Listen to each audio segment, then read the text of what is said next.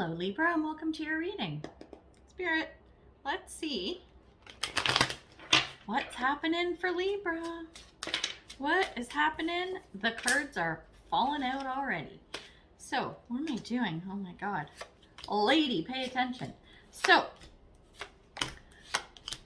getting your cards out, and this is a timeless reading. So, did I call you Virgo? I hope not. I meant to call you Libra. Libra, this is a timeless reading, so whenever you stumble across the video, it is meant for you to see. So, oh my gosh, I just did a reading for Virgo. Got the same card, underlying energy, the Magician. Well, I'm hoping that's good, because it usually is. Oh yeah. Yeah, this is looking good. It's a magical reading, that's for sure. Okay, let's take a look at you right now. So in your energy, we have the Wheel of Fortune. So this is something going on. It's quite often a fated event. So this is fate stepping in, karma, whatever, dharma, karma, right? Whatever you want to call it, stepping in. There's something going on. This is the Wheel of Fortune, turning and moving, and it's spinning and going forward, whether you like it or not. This is something you have no control over. So let's see what this thing is about, okay? And what it's about is the Five of Swords. So there's been something going on where with this Five of Swords, there's been a big change, okay? Or you're in the midst of change. So the Five of Swords is saying it's like a victory card, okay? So you've won something, you've achieved something, you've got something, but in the process, you've lost something as well. It's like you lose something to gain something is the energy that I'm picking up for this reading.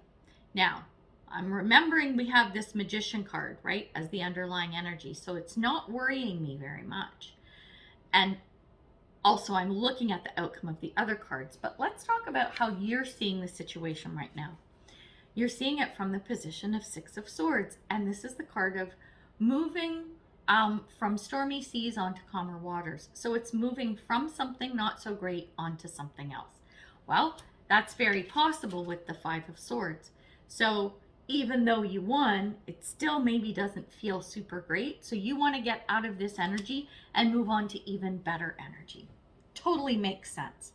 But where is all of this coming from, right? Where does all of this energy stem from? And it's the Five of Cups. We've got another five. That's change. You've got two fives here, right? In the cross part of the Celtic cross here, you've got two fives, which is a big change. And what this is saying is, it's a loss of some sort. Okay, it's kind of the opposite of the Five of Swords. So you've lost some stuff, but there is still some good stuff around you that you're not recognizing and that you're not appreciating. So these two cards are kind of working in tandem together. They're kind of feeding off each other, is how I'm feeling this.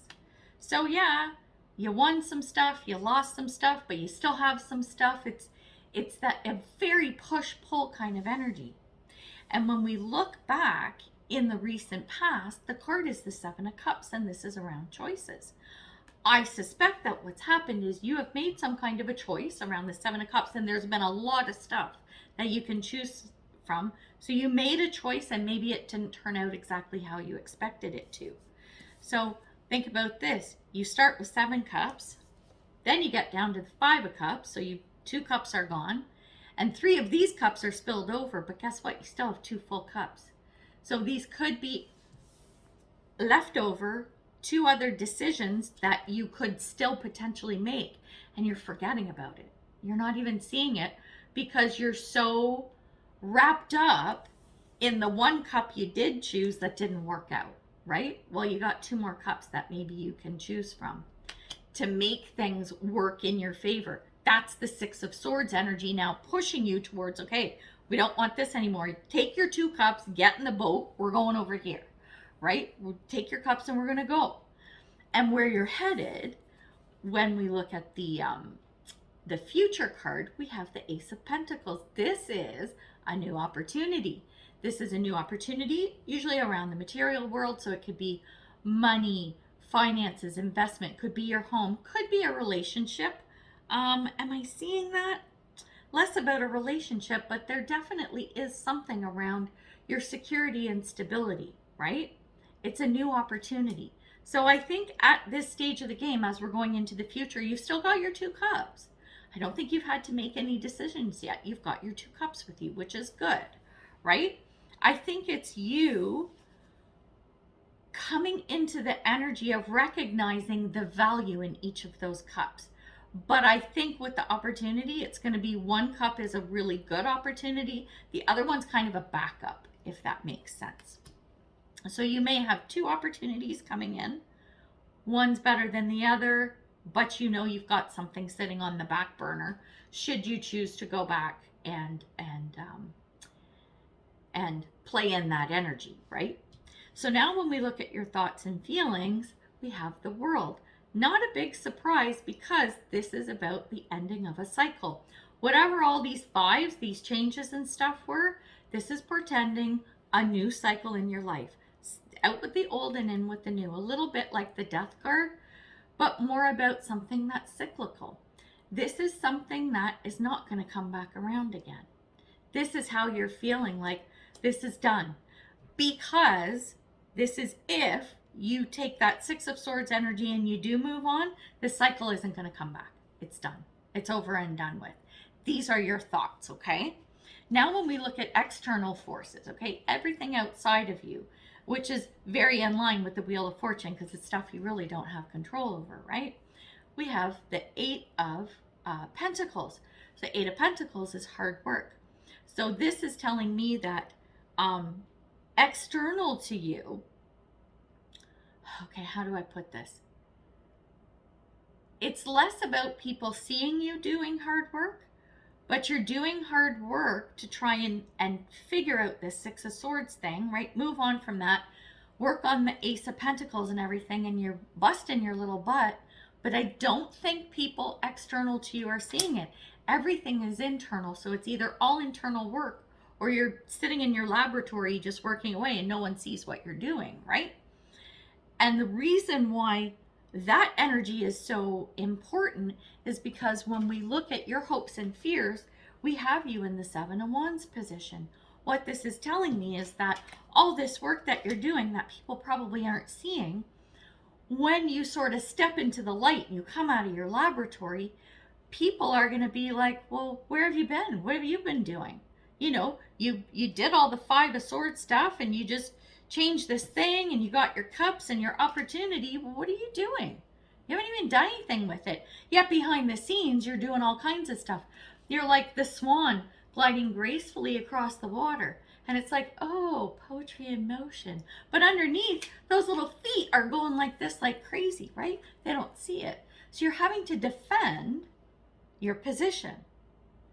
This is it's hopes and fears, but it's more like, okay, I'll say a hope is that once you come out, you know you're going to be questioned on what you've been doing with your time. And your hope is that you can stand your ground and defend yourself. And I'm not saying in a harsh way, but just to say, look, this is what I've been doing. Look, here's what I've done. Okay, I've spun the straw into gold. Here's your pile of gold. And then people go, oh, okay, cool, right? Because who wouldn't be happy with a pile of gold? But the point is that you defend what you've been doing, right? Because you need people to understand that there's, it's not been just this period of inaction. You've actually been doing stuff, right? When we look at the potential outcome, we have the 6 of Wands. This is the achievement and the victory that you wanted way back when you were choosing from that 7 of Cups energy in the past. This is what you wanted back then, but didn't achieve, right? But your 2 cups left over and your Ace of Pentacles got you to that victorious stage. You did it. So I am really liking this reading. It's a lot of work internally for you. Sorry, dry mouth. Ooh, all the talking I'm doing. So yeah, it's an internal thing, all the work you're doing. You're not getting the accolades up front, right? People aren't recognize it, but once you come out into the light, then it's like, oh my God, yay, look at you, Libra, making us all this gold. What a magician you are, you know what I'm saying? So the outcome looks really good, but it's how you play your cards, right? As in, I will say that for all readings. What are you doing with the energy? Where are you going with it, right? It's how you manage it and work with it, that is really going to dictate the outcome. And I hope you do get your Six of Wands victory. So, advice card for you. We have Bluebell Fairy, and it is gratitude. This is a big one. I will say this to anybody. You should always practice gratitude.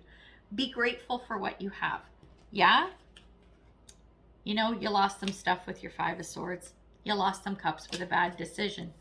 Be grateful you still have those 2 cups left over. Be grateful that you had this Ace of Pentacles opportunity come to you, right? Be grateful that you're able to put in the hard work. Be grateful that you are going to be victorious. Practice your gratitude, my friend. It is very important for you at this time and always. So we're going to leave it there. Good luck with everything. I hope it goes well. And we're going to leave it there. So until I see you next time, I am wishing you much love and light, health and wellness, peace and prosperity. Take care, Libra. Bye.